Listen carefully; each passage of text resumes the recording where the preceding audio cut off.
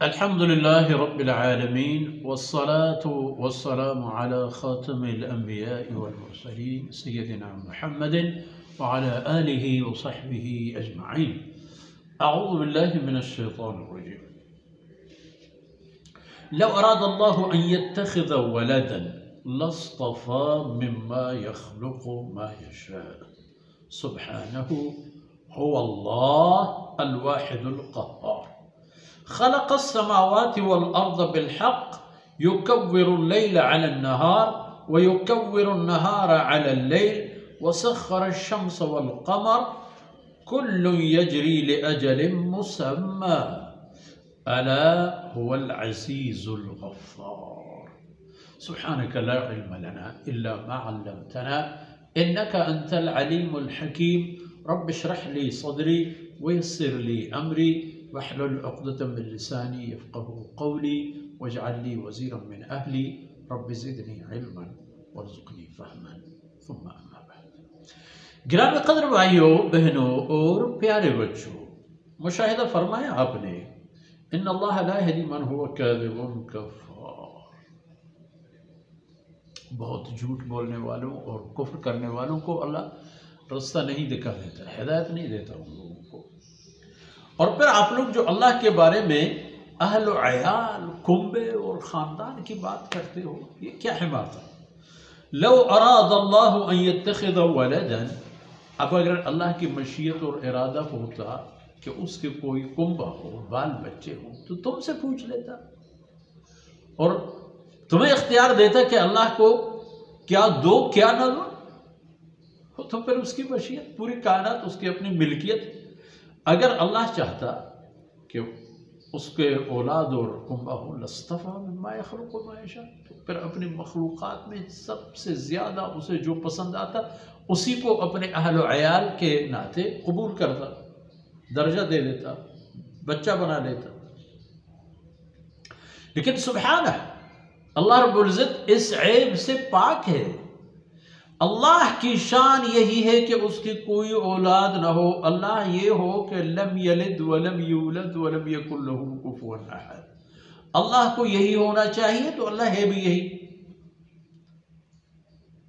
یہ ملائکہ اللہ کے بیٹے ہوں، بیٹیاں ہوں، جنات اللہ کے کنبے ہوں، فلانا، یہ نہیں، کوئی اہل اولاد نہیں. عیسیٰ مسیح اور نہ عزیر اور نہ کوئی اور انسان یا کوئی اور مخلوق.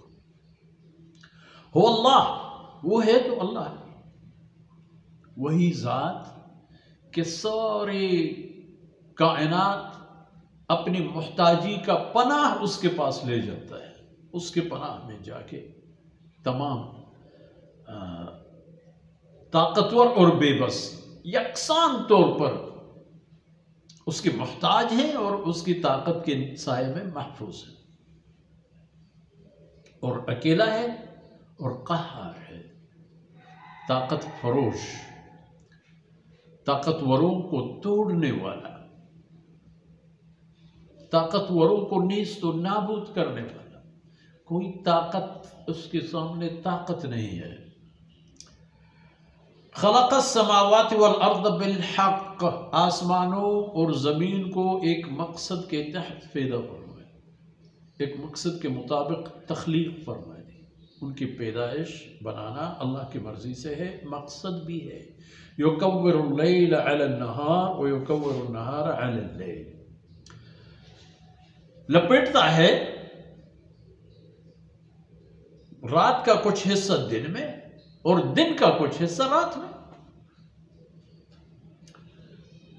گرمیوں میں رات کا حصہ کاٹ کے دن میں لپیٹ کر دن کا حصہ بنا لیتا ہے اور پتہ بھی نہیں چلتا کہ بس صرف اتنا فرق ہے کہ سردیوں میں 7:30 بجے ہمارے اور آپ کے ٹائم ٹیبل کے مطابق 7:30 بجے سردیوں میں عشاء کے نماز ہے اور گرمیوں میں مغرب کی نماز، کم سے کم 1.5 گھنٹے کا فاصلہ. وسخر الشمس والقمر، اور اسی ذات نے اپنے حکم کے 100% تابع بنا دیا ہے سورج کو بھی اور چاند کو بھی.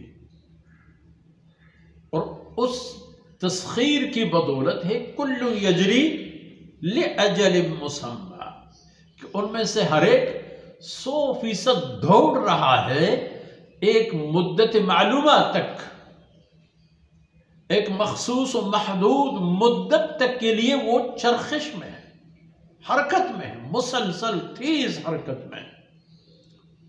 لیکن وہ اجل مسمى یا وہ مخصوص وقت، اس کا علم صرف اللہ رب العزت کو ہے، کوئی اور اس کے بارے میں جانتا نہیں ہے کہ کب تک سلسلہ چلے گا۔ ہاں معلوم ہو جائے بنی نوع انسان کو، الا باخبر رہو، هو العزیز، وہ غالب ہے، اللہ کی ذات غالب ہے ہر چیز پر، ہمیشہ، ہر جگہ، ہر حالت میں اللہ کی ذات ہی غالب ہے۔